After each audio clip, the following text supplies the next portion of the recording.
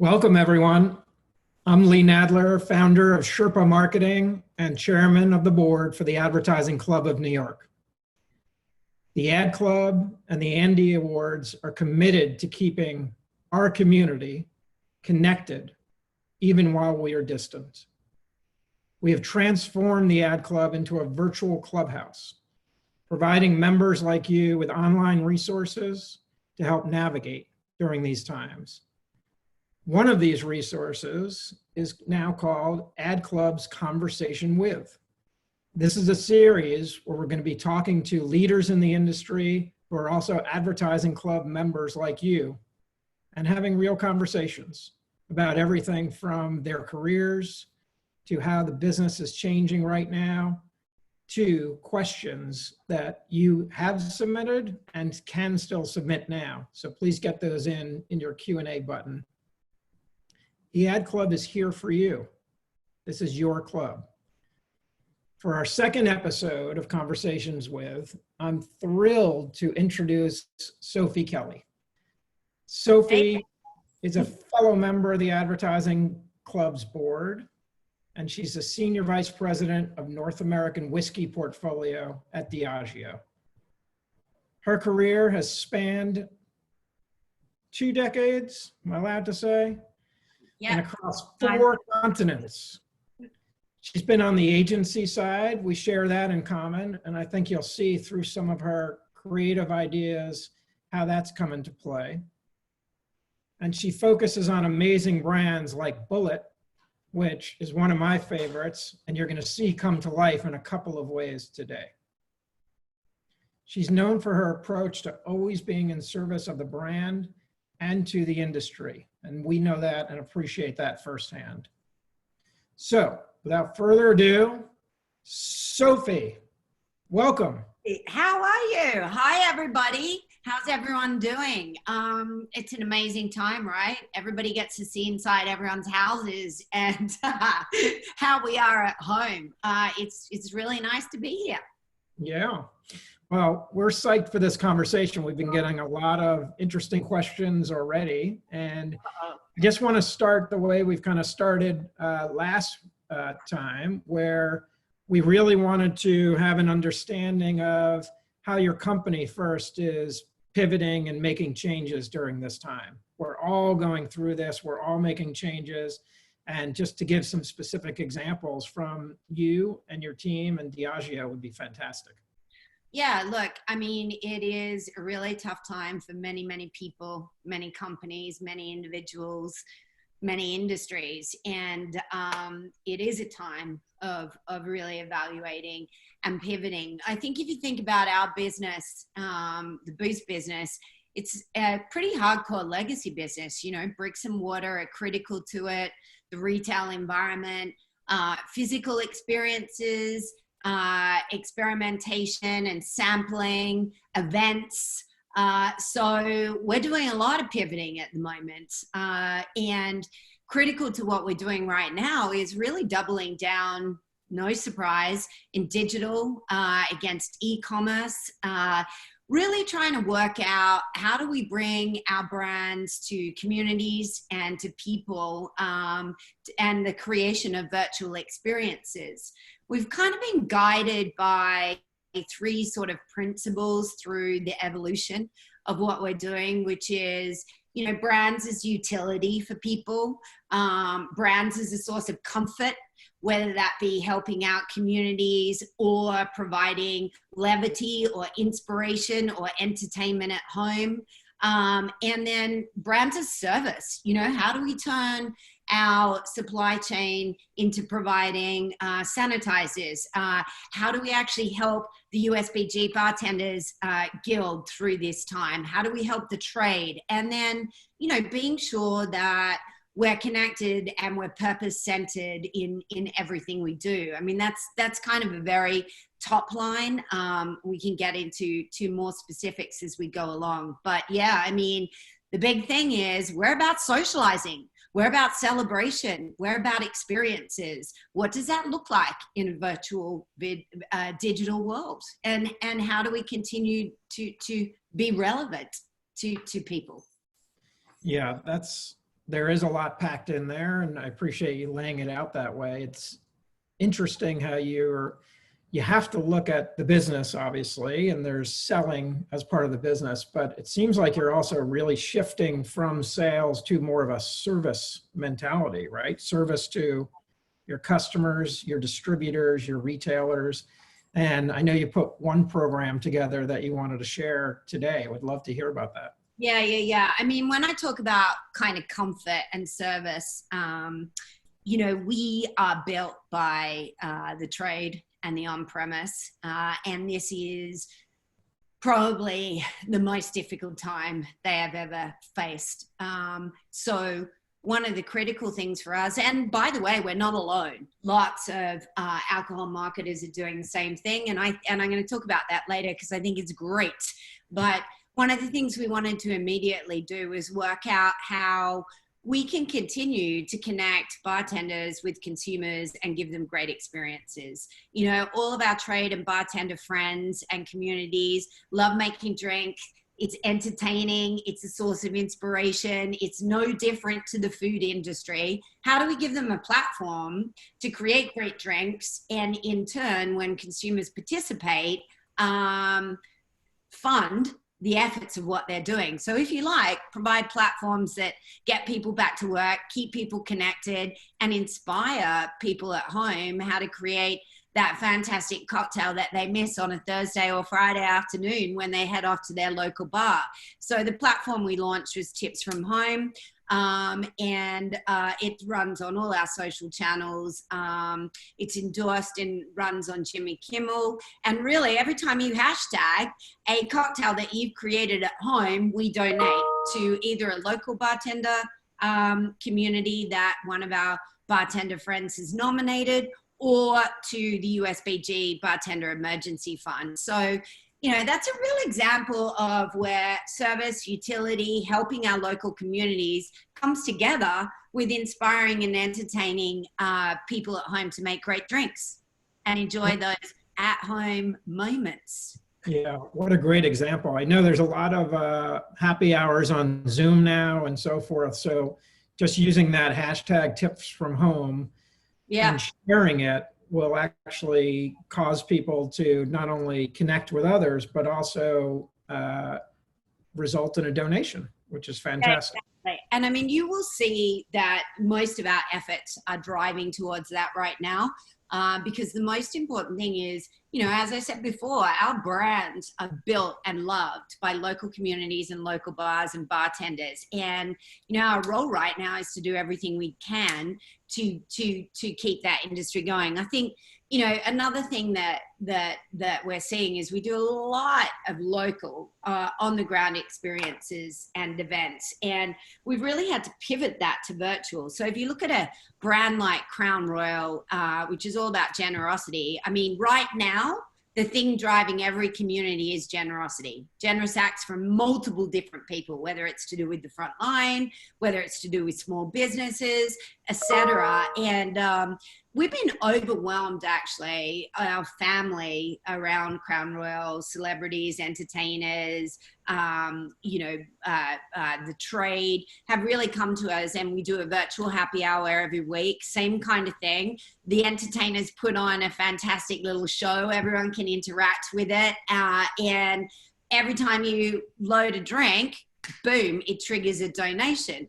I think what's fascinating about that is we've really been forced to reinvent how we do things and connect and the kind of experiences we provide. And I think it's going to be a really interesting time for live streaming and virtual events, because you're going to see, wow, people like me get online and listen to a show and interact with it and talk to my friends similarly to what kind of gamers do.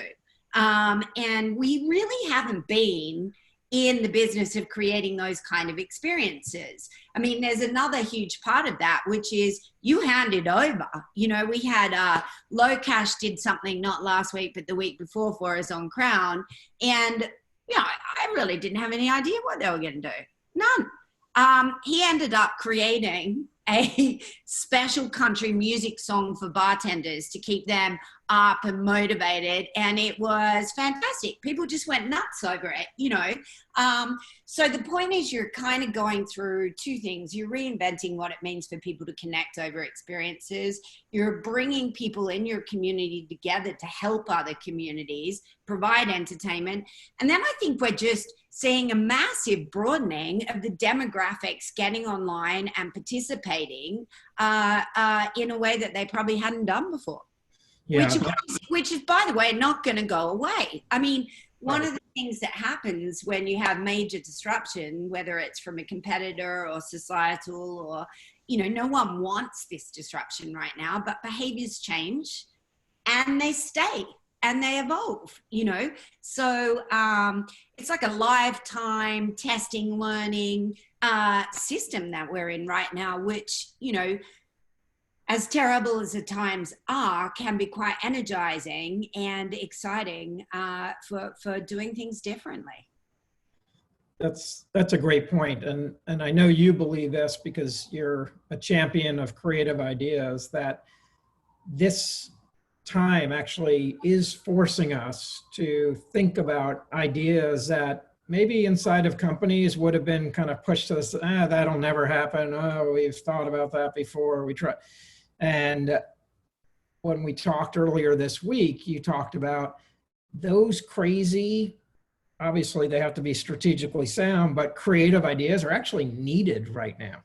Oh, we yeah. need to break through what we did before. Oh, yeah. I mean, I talked about Crown and, you know, Tips from Home, which the whole portfolio is involved in. Don Julio, Tanqueray, everybody's doing.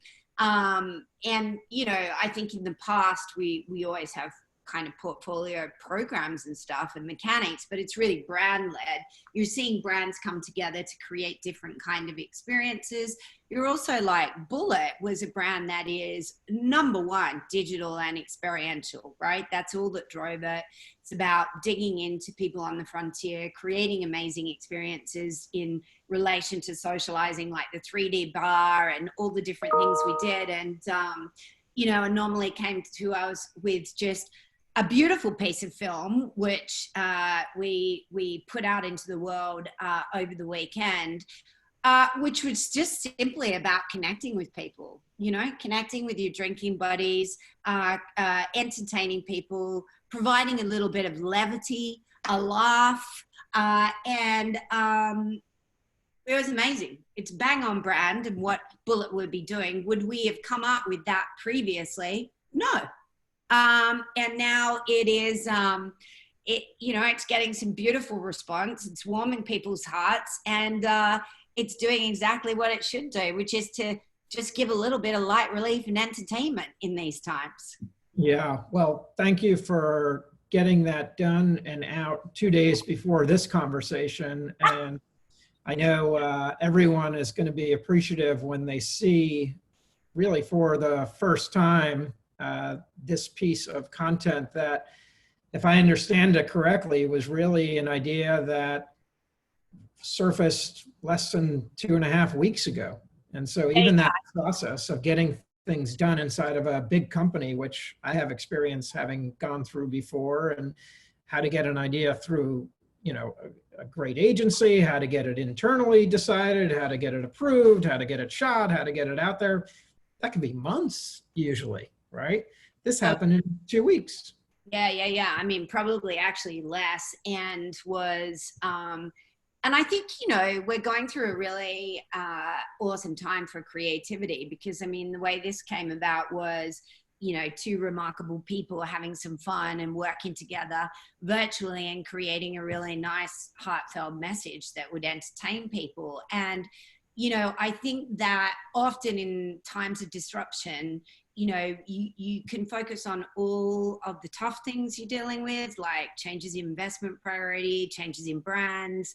You know, you have to have a lot of empathy for that, but you can also get some stuff out really quickly that is quite mind-blowing in its connection to what people are feeling right now in culture. So, It was one of those moments actually where you think, I'm terrified that I'm not going to be able to get this out into the world, because if I don't, I'm not doing my job, you know? So quite exhilarating. And, you know, I think there's a couple of points in there, you know, hats off to the production world right now, because I'm trying to film, like, you know, I'm going to attempt to make a drink for you later, potentially.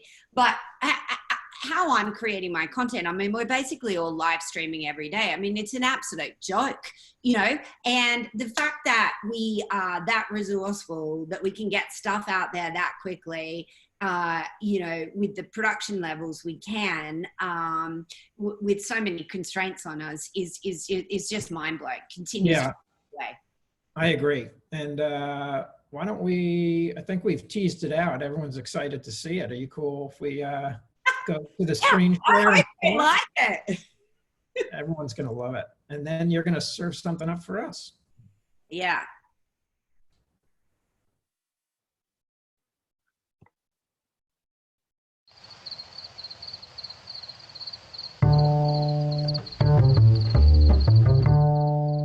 Hey, another work from home day in the books. Time for a cocktail.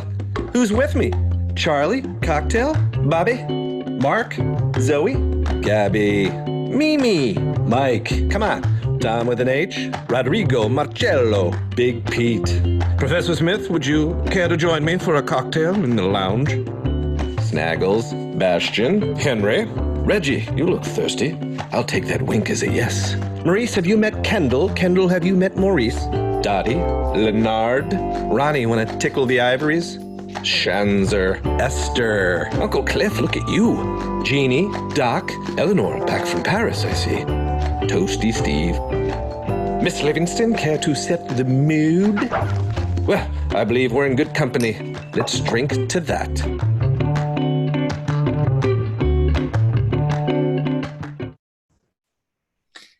Just a little bit of wine.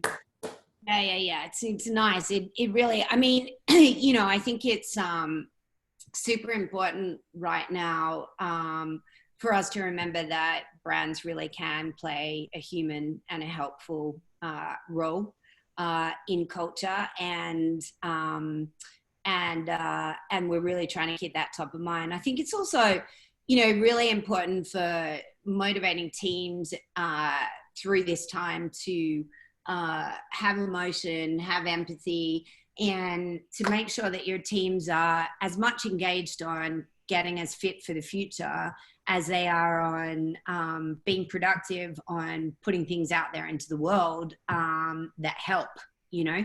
I mean, people want to be productive right now. They want to be engaged, and using it, you know, when you're faced with so many obstacles and distance, allowing yourself to think about all the things you would have done that maybe normally you can't do because this is the way it works and here's the way it works.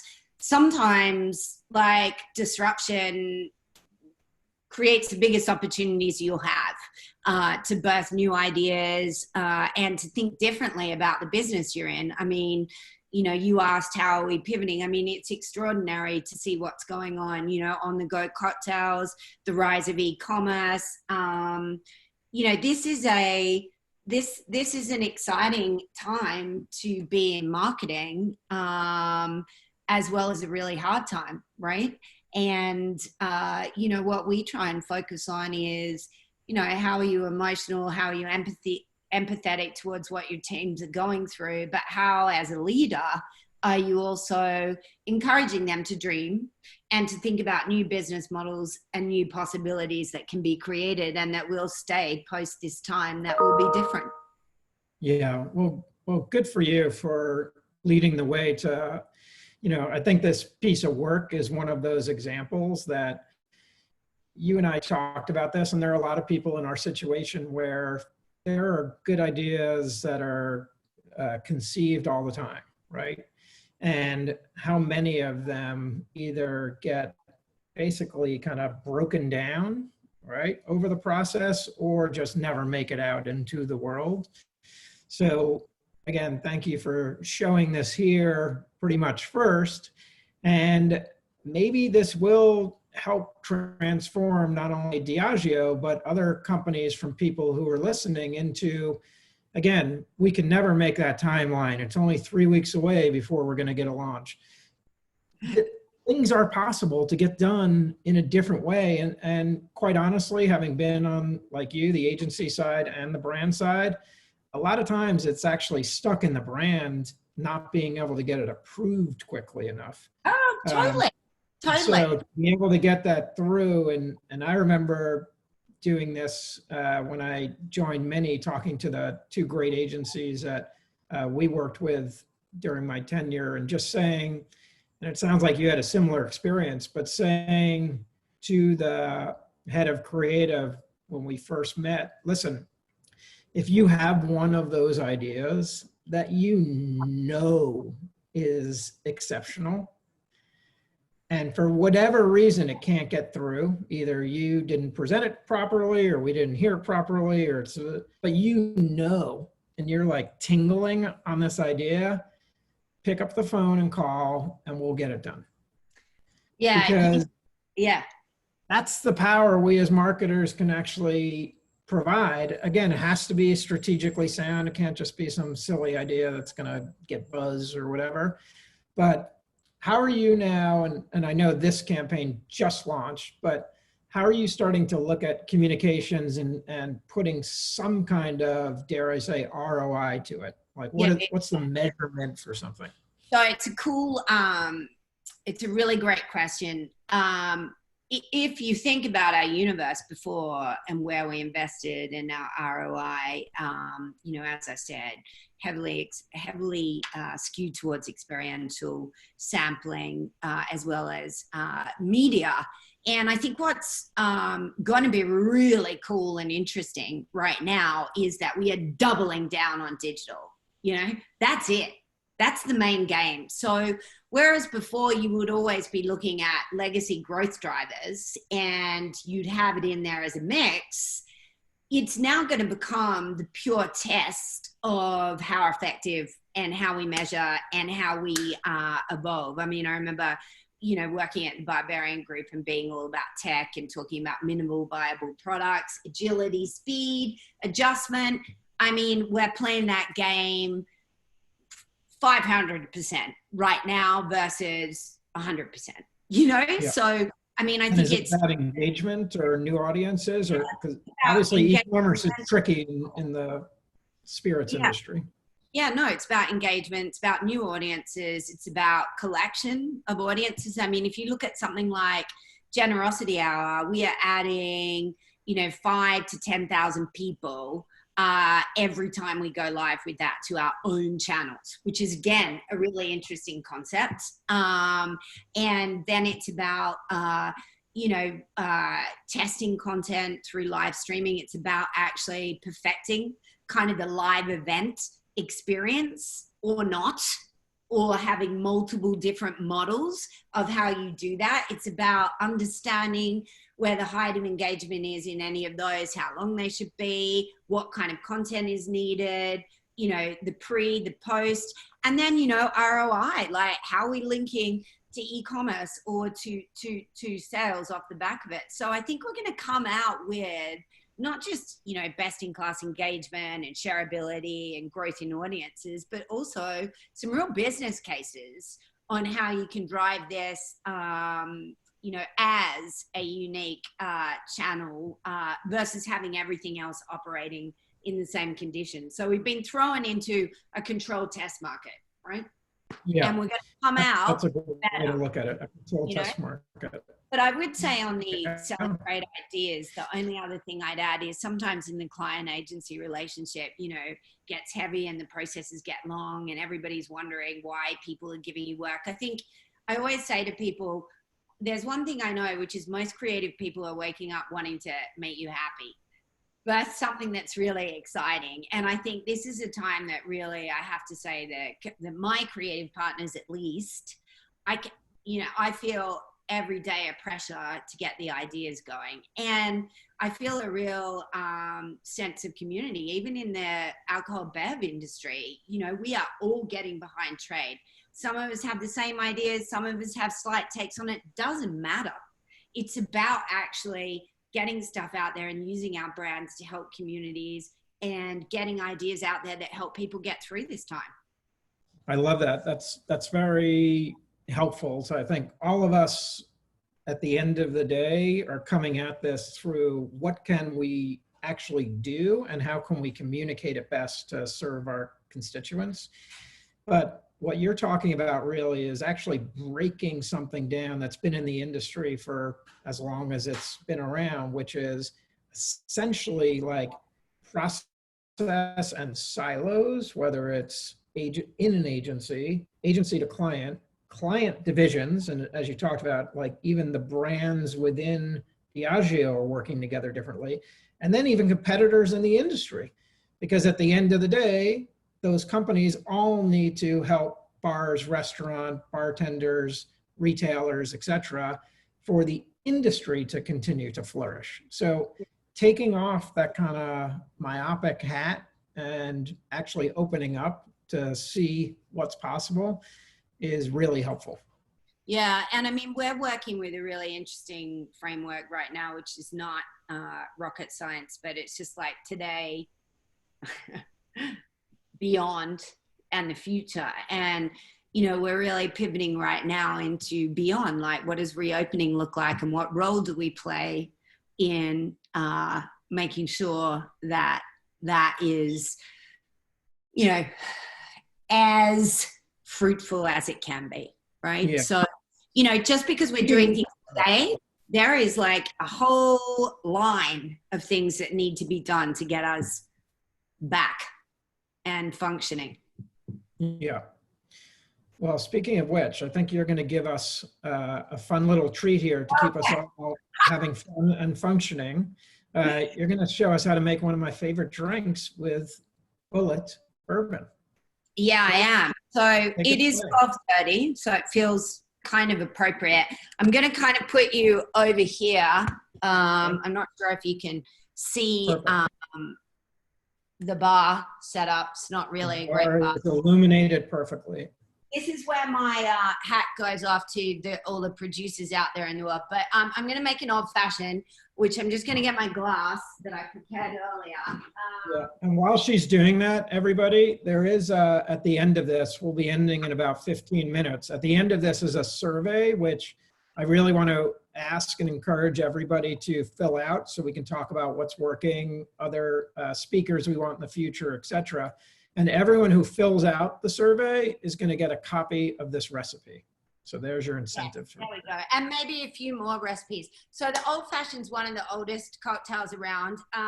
It sounds very fancy, but it's actually very easy and there's lots of varieties. So what I've got here is just a mixing thing. You just throw about 1.25 in there of Bullet bourbon. You know, you give yourself couple of dashes of bitters. This is one of my favorite bitters, actually from a competitor, Jack Rudy Cocktail Co. Then you, I always put a little bit of lemon in mine and a couple of spoonfuls of simple syrup. All right, here we go. Give that a little bit of a stir to get to the water, the ice, the bourbon, the lemon, the bitters going. Whack that over your sort of chilled ice. Actually, I don't have my thing, it's in the fridge, but try not to get the extra ice in, just the ice you have.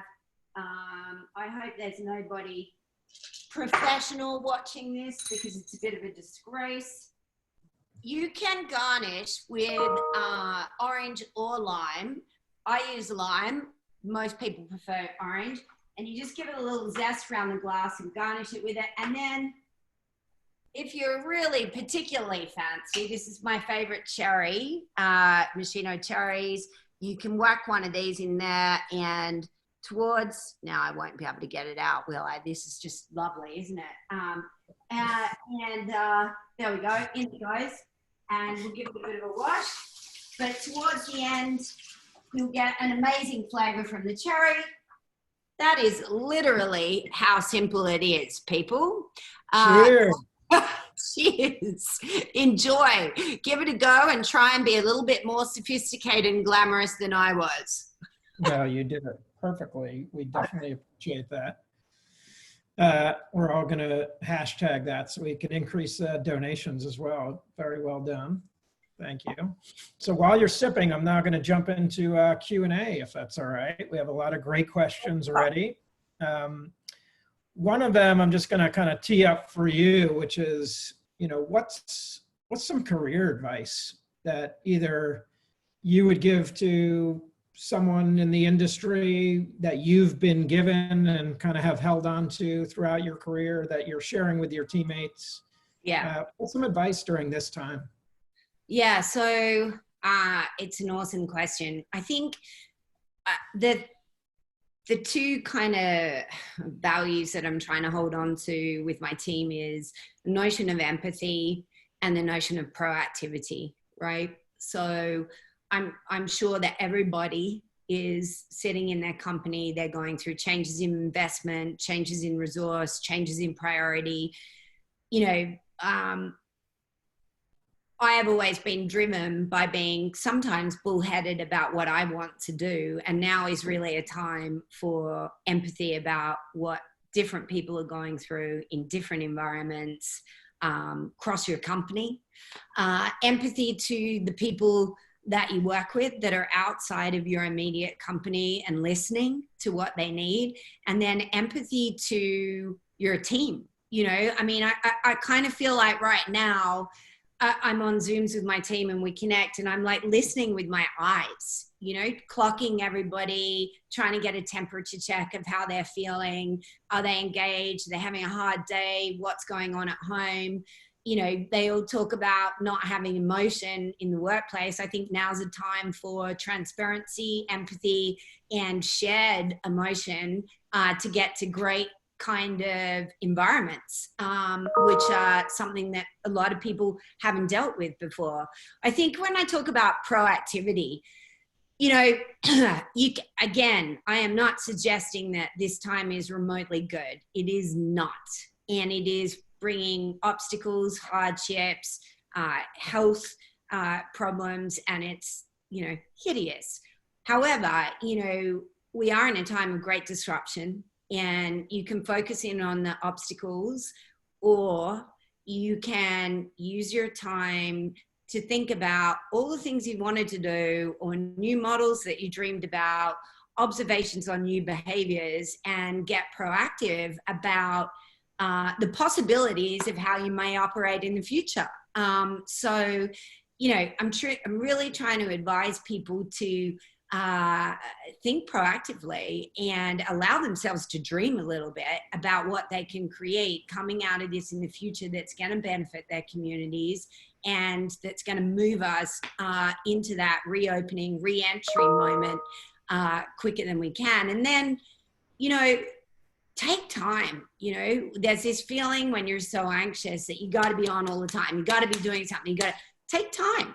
And when you have time, think about all the strategic things that you wanted to do before, whether it be for yourself, about your worth, your career, your journey, or whether it be for the brand or the company you work for. And, my favorite quote that I've actually used forever, it's not a COVID generated quote, and my team will be laughing. When I say this, they'll be like, yeah, because it's Albert Einstein's quote, which is the definition of insanity is doing the same thing over and over again and expecting a different outcome. Some of the growth drivers and some of the plans that you've had will be strong and will be real, but now is a real time to focus on the possibilities of what next generation growth and new business models and hardcore marketing looks like. So yeah, that's very pertinent. And you talked a little bit about the doubling down on digital. mm-hmm. Can you talk a little bit about, just other than that, how you see budget shifting, whatever timeline you're looking at today, going forward? Or there are different choices for different mediums going forward that you have to make? And how do you compartmentalize it?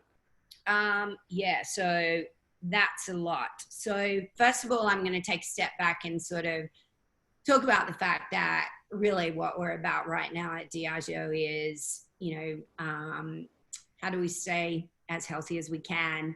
How do we help the communities that are our partners as best we can? And how do we build to protect our employer base right now? With that comes, I have a category of over 20 brands, right? Look after Scotch, malts, North American whiskeys, brand homes, distilleries, visitor centers, and really it's about prioritization. It's where do we need to invest? What's critical for now? Then thinking about beyond, which is the reopening, and then thinking about the future for the brands. I think that, where are we shifting? We've had a lot of shifts in experiential and in sampling because we simply can't do it, what we're really trying to do is to work with the amazing minds and people who work with us and have worked with us for years in this area to create new virtual experiences and to get ready for the reopening. And I feel confident we will get there. But a big key shift for us, Lee, is we can't be out in the world entertaining and providing experiences for people right now. We can't be sampling and bringing drink experiences to people the same way we were. And that's a fundamental shift. That's the biggest shift for us right now. Yeah, that's a massive shift, obviously.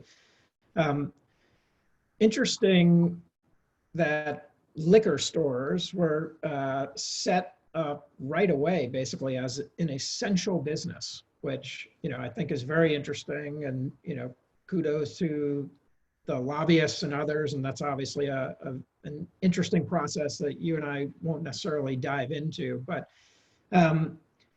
I'm working now with several companies in the cannabis industry. And that's another one where there's actually, on the medicinal side, a lot of the retailers have been set aside also as essential businesses. Yeah. I'm wondering, as all of these shifts happen, because the alcohol and spirits industry has, a lot of people may not know the structure, but it has a very specific structure of how distribution can happen and retail and so forth. Yeah.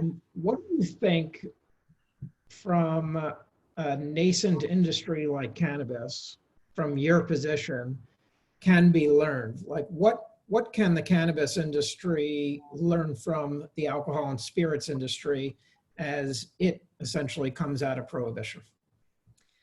It's a great question, and another really big one. Listen, I would hate to kind of comment on what they would learn. I think that they're doing a lot of things, and we obviously watch what's going on because we're smart.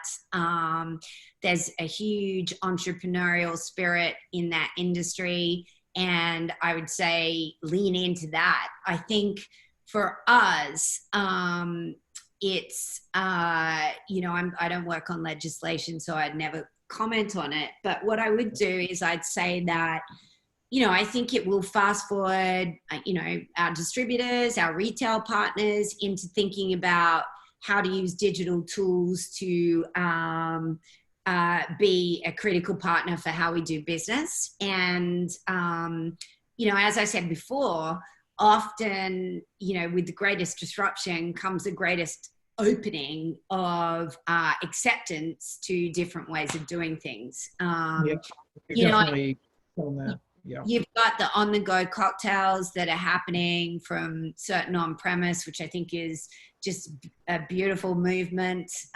Who knows where that's going to end up, state by state.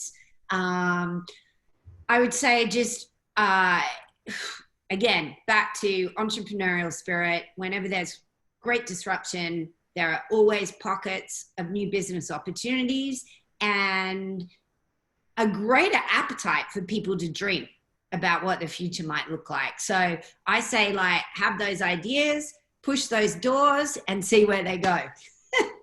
That's definitely helpful. A question just came in that I think is interesting, and you'll have a great perspective on. Again, great example that you showed of us of drinking buddies and kind of having some levity. There's a lot going on right now with purpose. Obviously, brand purpose has been, part of what brands have tried to communicate over the years. You talk about doubling down on digital. We'll talk about like tenfold increases in purpose messages for brands. Yeah. How do you think, just from the industry, you can talk about Diageo, or you can just talk about what you as a marketer are seeing, again, from your perspective, that purpose will continue with this kind of intensity in the months to come as we come out of this time? Do purpose-based brands try to shift into the service mentality that you have, where they're actually doing things instead of just saying things? And what's your perspective on that? Yeah, I hope it's not a boring perspective, but it is how I think about it. So here we go. Our brands have been around for a long time. You look at brands like Johnny Walker, Smirnoff, Captain, Bullet even, and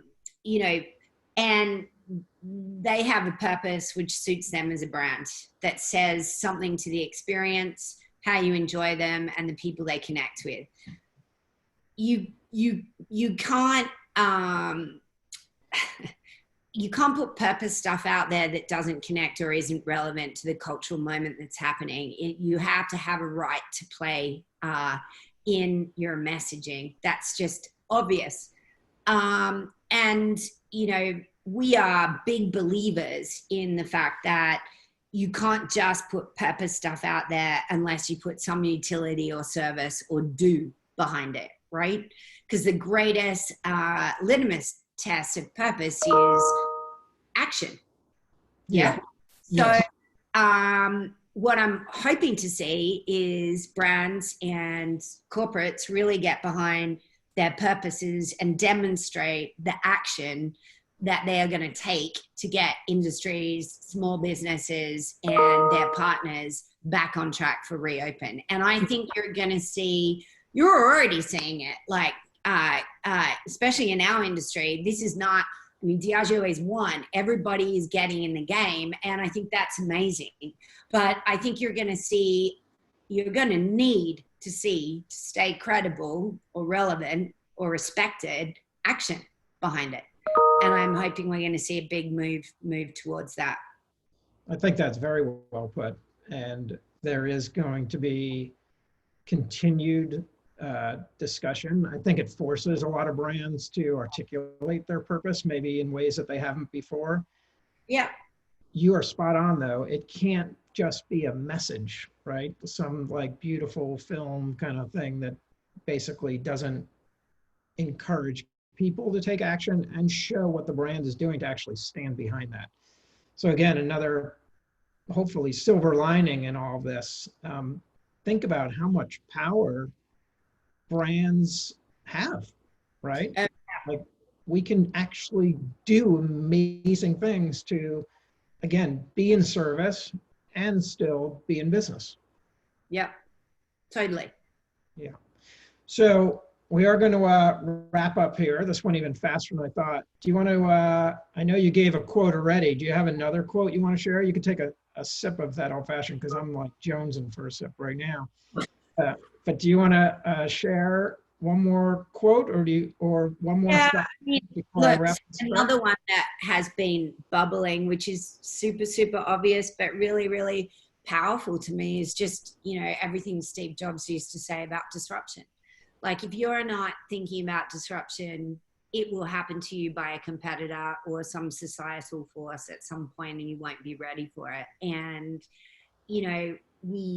we spend our times as marketers spending time on proven and then thinking about incremental growth for the future, right? And often that gets out of whack because the day-to-day takes over, and it's only natural if you're succeeding, you know?